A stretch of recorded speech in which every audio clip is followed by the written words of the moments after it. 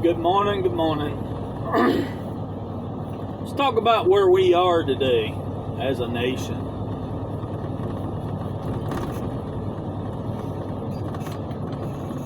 Our founding documents show or state the government only has power from the consent of the governed. I don't know about you, but I ain't consented to vaccines. I ain't consented to masks.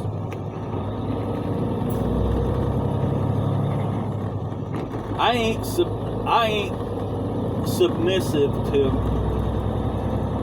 this new state of affairs. The whole coup 2020. Yeah, if you think it was an election, I'm sorry. No, there wasn't no election. There was a coup. And they're still pushing it, trying to keep power. The system's collapsing. It's like it's 1861. Yeah, the days before the Civil War. In a short time leading up to the War of Northern Aggression, the North couldn't compete with the South and with the South's agricultural economy. Cotton was king. Slavery was only a small part of the Civil War. It was more about economics, and because the North couldn't compete, they violated the Constitution, they tried to impose tariffs on goods coming out of the South. Highly unconstitutional. Republican, Democrat, doesn't matter. I could care less. It's about the Constitution and what you're willing to stand for. The South put everything on the line there because they did believe in the Constitution. They knew slavery as a peculiar institution that was on its way out with the Industrial Revolution. It would have died off in time anyway. But the North was violating their contract with the states, the federal. And because the North couldn't compete, we're starting to see the northern states push vaccine passports today. What are they going to do? Say if you ain't got a vaccine passport, you can't fly into a northern state on a plane, or you can't get off, or you have to get on a plane and leave right back out, and you're gone. Is that much different than a tariff? Except you're regulating people. Freedom to travel, freedom of association, freedom of speech, right to keep and bear arms, freedom of religion.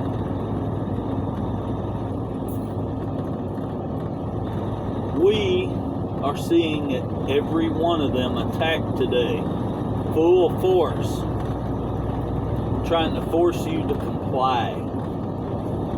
Need to remember the lessons of Martin Luther King Jr. Civil disobedience. Don't consent. Stand up. Don't comply. Stand up.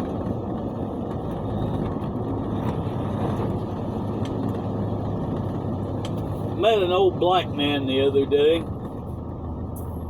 I asked him, "Did you get your shot?" He says, "Lord, no, I ain't getting no shot. I've learned," he's about 65 years old, he goes, "I've learned that the government wants me to do something. I probably don't want to do it, and it probably ain't a good thing." I told him, yeah, like the Tuskegee Airmen and the syphilis experiments. He goes, "You got that right. All I had to do was give those men some penicillin and it cured that syphilis." I said, I know, though. I said, but they wanted to use them as lab rats. And I see what's going on today. People are the lab rats again on a national scale. This is no different than the syphilis experiments.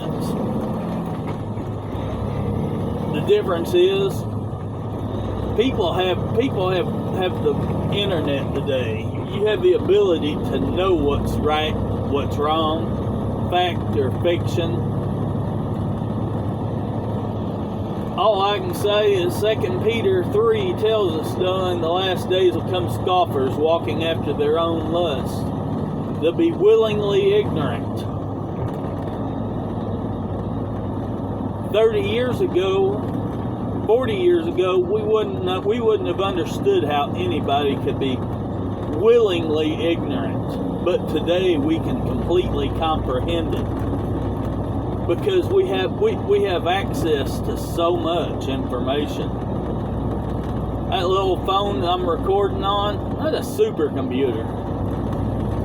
In the days of my youth, whenever I was cleaning the back room of a computer land, so they would let me play on Apple computers. Would never dream one day that I would have a piece of technology like every one of us has, much less how cheap it is. When the IBM PC come out and it was $3,000-$4,000 for an 8-bit processor. When the Apple come out and the Macintosh, $3,000, $4,000, $5,000. My family couldn't afford them. To Dad, it was just a glorified toy.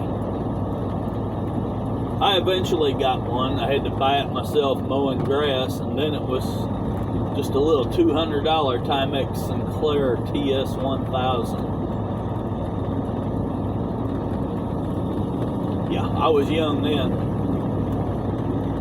But we are the Gen X. We went from an analog to a digital world. We've watched the world turn 180 degrees around us. We've seen the end of the Cold War, seen the wall fall, and now we have the enemy at our own gates. Communism has infiltrated our own country. It's a hybrid. Communism, fascism. What we are seeing today. They're trying to vilify the police so they can federalize them, just like Hitler did in Nazi Germany. Think about that. That's where we are right now today. Antifa running around with guns in Portland, Oregon, and being threatening with them. If you or I, the open carry or even concealed carry, threatened anybody at all, they put us in jail in a heartbeat. But yet, because they want an insurrection, they want violence, so they can federalize everything, maybe even invite in the UN troops. The Gali principles that Obama signed just before he left office, that is illegal. And the Senate never ratified it, but they're still enforced because our republic's dead. The Constitution is dead, I guess. Just like the Supreme Court, they showed you it was dead because they would not hear grievance between states over the coup 2020. Anyway, that's just my thoughts, the way I see it. If you don't know that's done, we gotta get down on our knees and pray. And practice civil disobedience, just like Martin Luther King. Don't comply, don't consent. You are free. You only lose your freedom when you submit. Consent of the governed. I didn't consent. Did you consent? Stand up. Walk boldly, walk proud, profess your faith, stand for freedom, stand for the Constitution, love your fellow man. We have many that are lost and blind in this faith, but we don't have to be alone. There's millions of us out there. Anyway, that about sums it up today. I appreciate you listening to my little rant. The way I see things from the work, from looking out the windshield. Bye now.